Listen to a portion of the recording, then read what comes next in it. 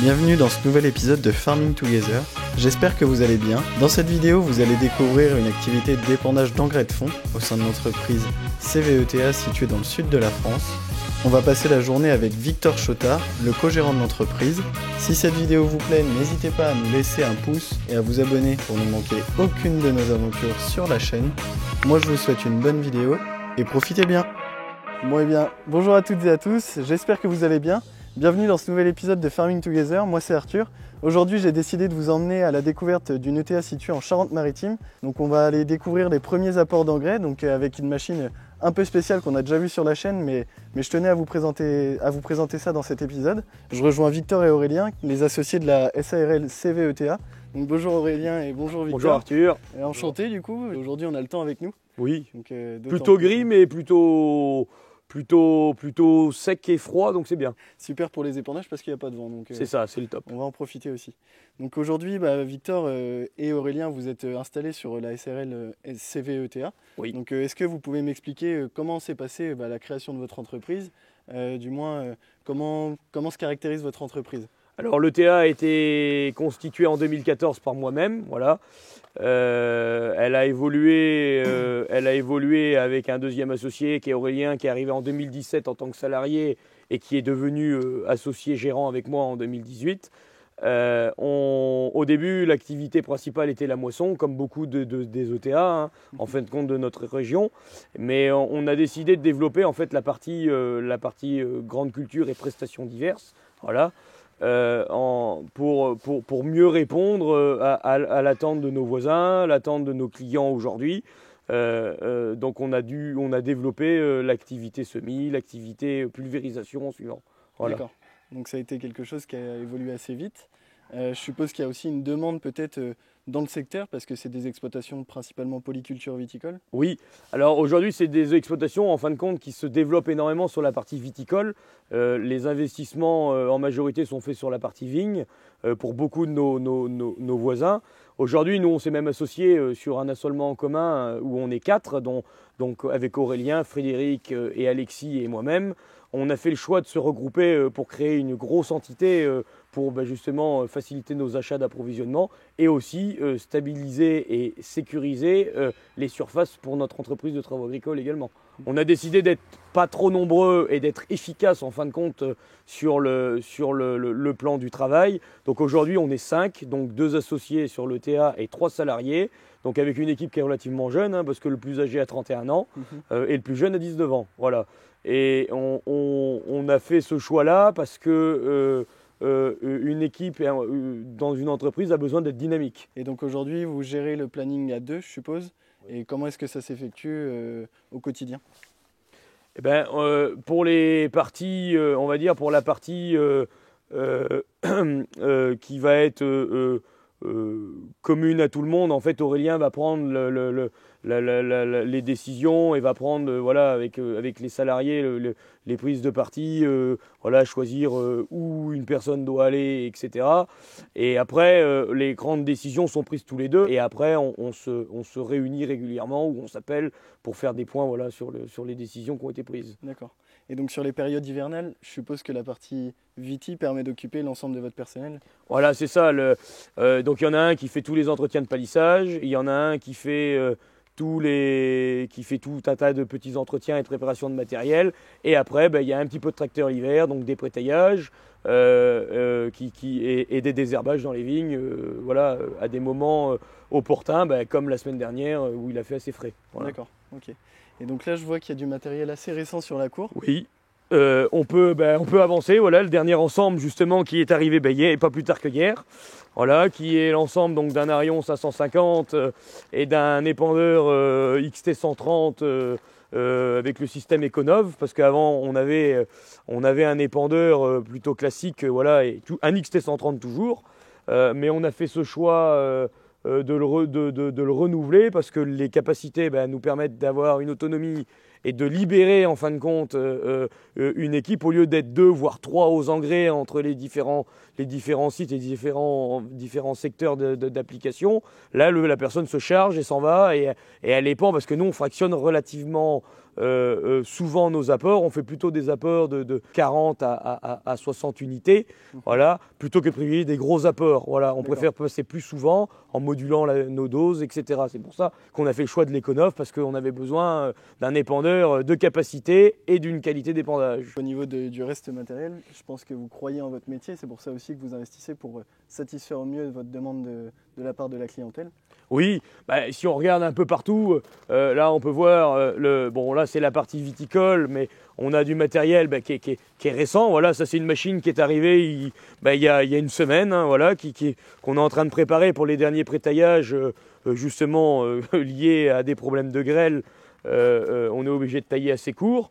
Donc la machine, on essaye de toujours s'équiper au mieux pour nos clients parce que aujourd'hui, il faut une gamme d'outils colossale, en fin de compte, que ce soit en vigne comme en céréales, pour répondre aux besoins de nos cultures. Et aujourd'hui, avec des coûts qui s'élèvent, il faut réussir à le maîtriser. Et la meilleure maîtrise pour nos clients, c'est de nous faire appel. Et nous, la particularité, c'est qu'on a décidé d'être tout le temps à la pointe de la technologie, donc on a un renouvellement qui est très régulier, entre 2 et 3 ans en majorité pour le matériel, et voire même aujourd'hui 2 ans sur les tracteurs. Et aussi pour le confort, je suppose, de nos collaborateurs. Alors nos collaborateurs, qui font quand même beaucoup d'heures, on a fait le choix d'être peu nombreux, et on a fait le choix d'avoir une amplitude horaire assez importante. Donc oui, on essaye de prendre avec le maximum d'équipements, des sièges de confort, de tous les équipements, l'autoguidage. On a même des options auto-turn pour que le tracteur, une fois que les parcelles seront délimités, tourne tout seul. Donc oui, on essaye de rendre au plus confort le travail. Je vois toute une installation prête pour vinifier, je suppose, ou oui. Pour transformer le raisin en quelque sorte. C'est ça. Est-ce que on peut aller voir tout ça d'un peu plus près? Eh ben, on avance. Donc c'est en travaux parce que c'est une installation qui a fait sa 2e campagne. Voilà. Donc aujourd'hui, par la conjoncture, on a du mal à avoir nos bâtiments. On nous annonce des montes de bâtiments pas avant fin 2024 sans garantie. Donc aujourd'hui, on va essayer de se débrouiller un peu par nous-mêmes. Donc là, ici, on a la réception de la vendange. Et derrière, on va avoir donc tout ce qui va être le pressurage. Donc tout ça, c'est des installations neuves, hein. Voilà. On a recréé tout ça sur un même site parce que c'est beaucoup plus simple à gérer au quotidien.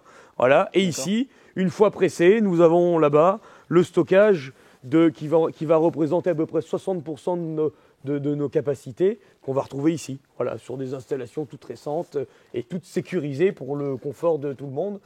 Et notamment de ma compagne. Aujourd'hui, on a fait le choix d'avoir un chai relativement facile. On ne brasse pas de tuyaux, on n'a que des vannes à tourner. Voilà, parce que la pénibilité du travail aujourd'hui est importante. Et ma compagne a fait le choix de développer le chai, parce que c'est elle qui l'a développé, pour répondre au mieux, que ce soit qualité de notre production, que du confort de travail. D'accord. Et là, rappelez-le, on est en Charente, donc c'est pour faire du cognac, c'est bien ça? C'est ça. En fin de compte, ici, là, vous avez l'installation qui rentre. À l'entrée, on rentre le raisin. Et ici, on le retransforme en vin. Voilà, c'est dans ces cuves-là qu'il va se transformer en vin. Et après cela, donc nous, aujourd'hui, nous ne sommes plus équipés. On travaille avec des distillateurs à façon, dont c'est leur métier, hein, aujourd'hui. Ils viennent chercher le vin, voilà, par camion. Et après, ils le transforment en cognac. D'accord, ok. Donc une activité assez intéressante en fin de compte. Tout à fait. Et complémentaire avec l'ETA. Tout à fait. En fait compte. Alors aujourd'hui, ça devient un petit peu difficile à gérer parce que c'est des activités qui se recroisent énormément. Les périodes clés, notamment au niveau du travail de la vigne, ça va être les traitements. Et les traitements aujourd'hui sont très couplés avec les moissons et les semis de printemps aujourd'hui. Donc ça devient difficile à gérer, mais c'est pour ça qu'aussi on s'équipe de machines performantes pour arriver à traiter nos volumes en un temps record ou traiter d'ailleurs le reste du travail. Voilà. D'accord, ok. Bon, c'est super intéressant. Je vois qu'il y a la dameuse qui est en train enfin, du moins que tu as préparé la dameuse pour aller épandre. Je suppose que tu vas aller épandre dans la journée. C'est ça, on a prévu d'épandre cet après-midi, donc on va démarrer tranquillement par des engrais de fond. Donc on va apporter donc, du calcitrate, donc c'est en fait un calcaire avec de la chaux, de la magnésie, donc c'est un engrais de fond en fait qui va nous permettre de libérer dans nos sols qui sont justement argilo-limoneux et argilo-sablonneux les éléments nutritifs qui sont bloqués en fait dans le complexe argilo-humique, quoi. Donc c'est pour ça qu'on va s'y attaquer cet après-midi. Dans ce cas, je viendrai voir ça avec toi cet après-midi. Eh ben super.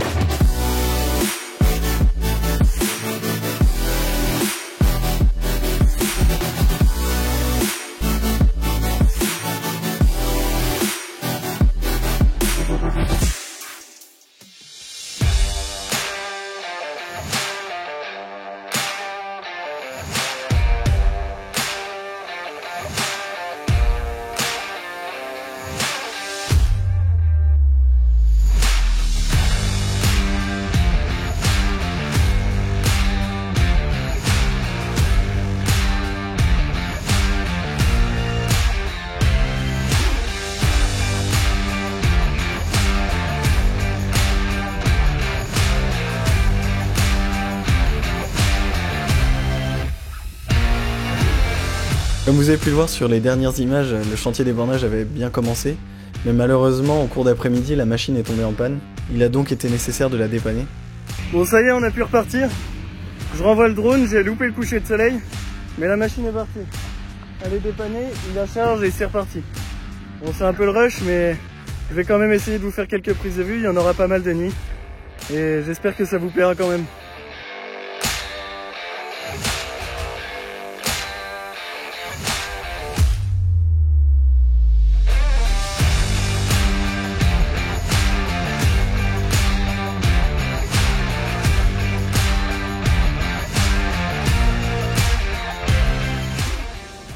Bon, du coup, je viens de rejoindre Victor en cabine. Oui. Victor, enfin sur la machine. Voilà, ça n'a pas été simple. Il y a quelques petits problèmes cet après-midi. Voilà, c'est des engins. Heureusement, c'est réglé. Voilà, c'est réglé, on est reparti de plus belle. Bon, je voulais savoir pourquoi est-ce que tu avais investi dans ce type de machine déjà dans un premier temps. Alors, comme on a pu le voir dans ce type de terrain, on a des sols très mous. Voilà. C'est des argilo-limoneux avec des zones très argileuses qui n'ont pas du tout de fond. Aujourd'hui avec un tracteur c'est même pas la peine d'y penser, voilà. Et puis c'est que ça nous permet de passer à des conditions quand même les plus opportuns pour emporter nos engrais de fond, voilà. Parce que on est quand même longtemps avant la mise en place de la culture, donc l'engrais là on met des chaux magnésiennes pour libérer en fin de compte les oligo-éléments et tous les engrais, tous les minéraux, voilà, bloqués dans le sol. Et là ça nous permet justement de les libérer pour la culture qu'on va mettre en place derrière au mois de mars-avril, qui va être le tournesol. D'accord. Et juste pour rappel, la machine elle fait quel poids? Parce que tu me dis comparé à un tracteur. C'est une machine qui emmène un moteur de 300 chevaux quand même pour seulement 6 tonnes, voilà, de charge. Donc c'est rien du tout avec un train de chenille qui fait plus de 4 mètres de long.